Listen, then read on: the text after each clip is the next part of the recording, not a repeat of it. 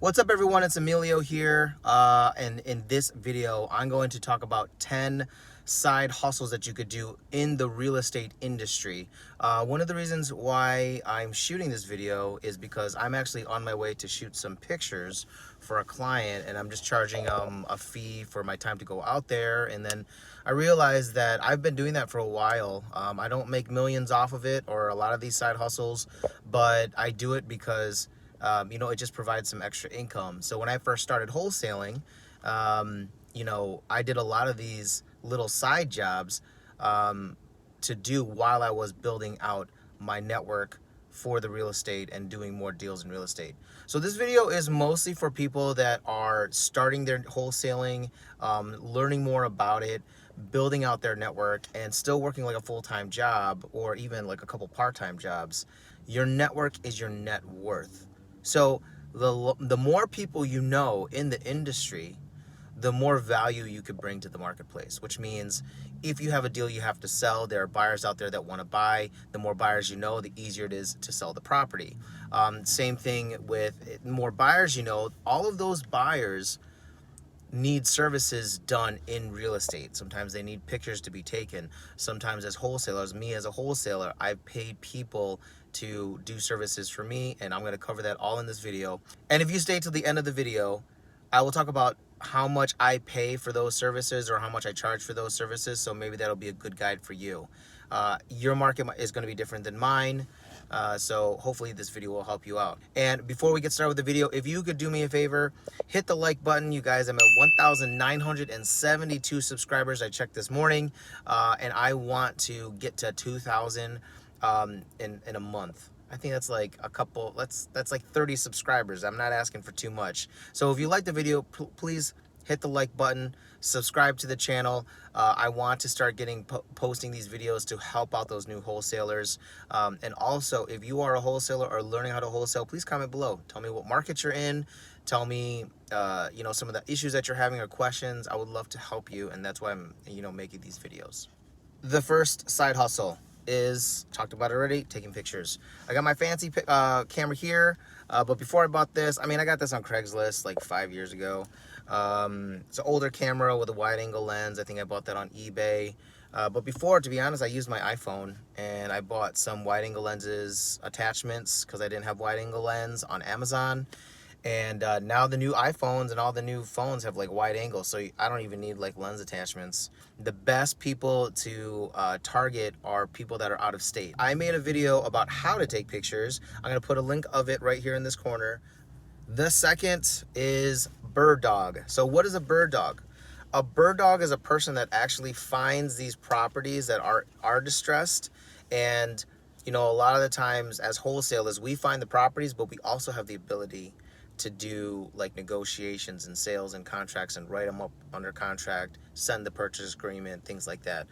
Some of the bird dogs are people that either don't want to go through all that stuff, don't want to talk to the seller and do all the paperwork, or they're just beginning to learn how to do wholesaling and they really just want to make some quick money.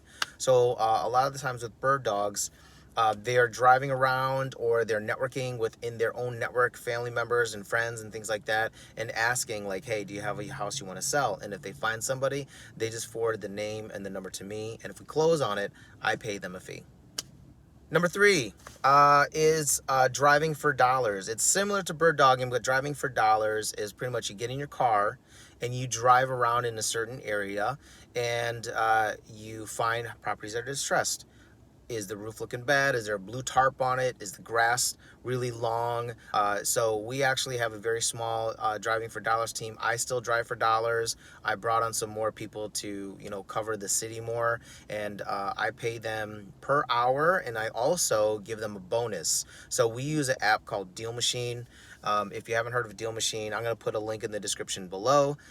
If you sign up through the link, I believe you get like 100 free credits. But really it's an app that you can just drive around, tag the houses, and when you tag the houses, you can put notes of what's there, or your team can put notes of what's there, and then you reach out to the sellers and you try and get them under contract. Number four is Bandit sign poster. So I use Bandit signs. So you ever see those signs, or the yellow signs, or the big signs that say we buy houses, as is cash, and they're on the side of the road, they're at intersections. I usually pay per sign, and then what happens is if we do close on a property from that person that posted the sign, we'll give them a bonus as well. Number 5, you could do something called transaction coordinating. This is a little bit more advanced.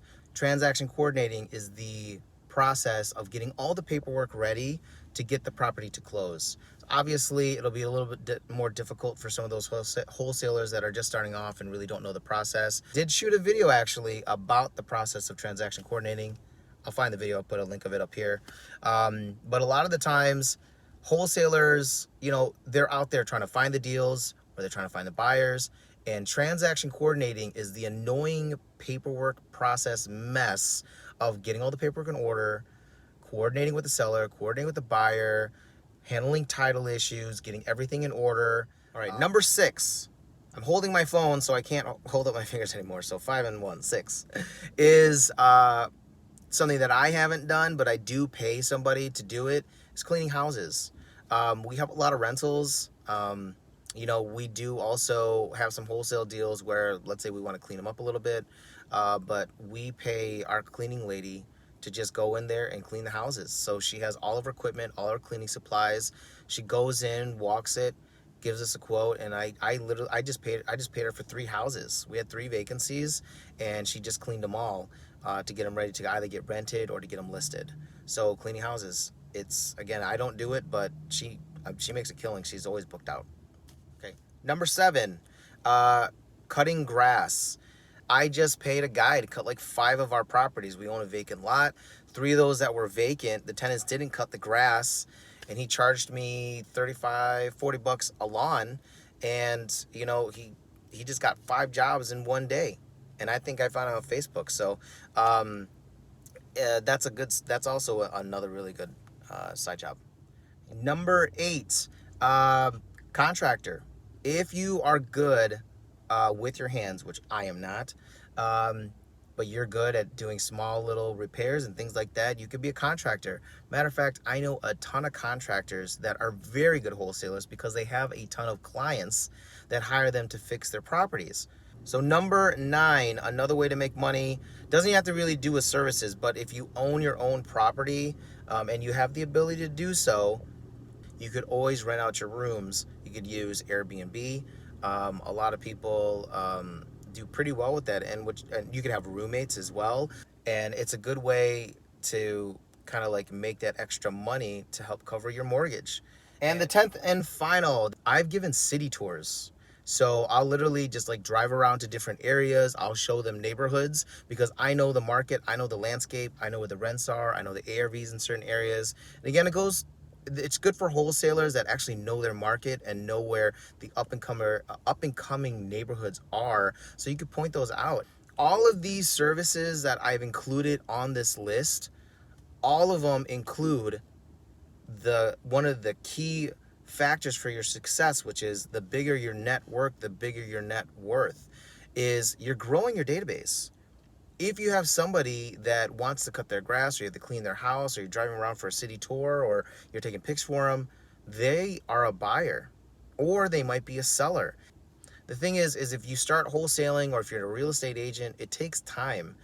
You might hear those people that get like super lucky and land like a $20,000 deal their first week.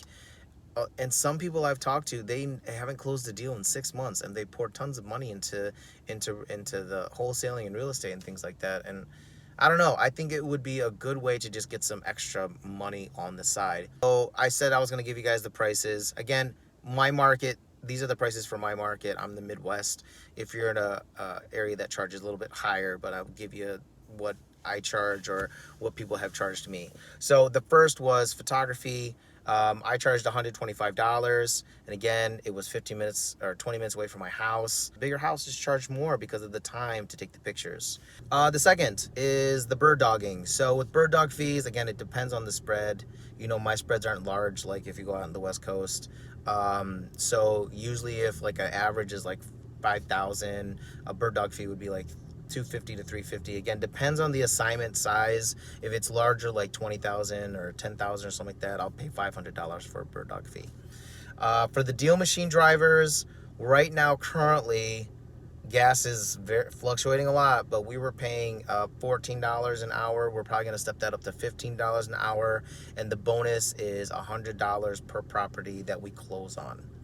With the Bandit sign drivers, again, same thing with the gas. Right now we're paying $3 per sign, so they could take 50 signs and pretty much put all of them out like in an hour or 2 hours. And it's $3 per sign, and again, it's a $100 bonus if we close a deal from one of those Bandit signs.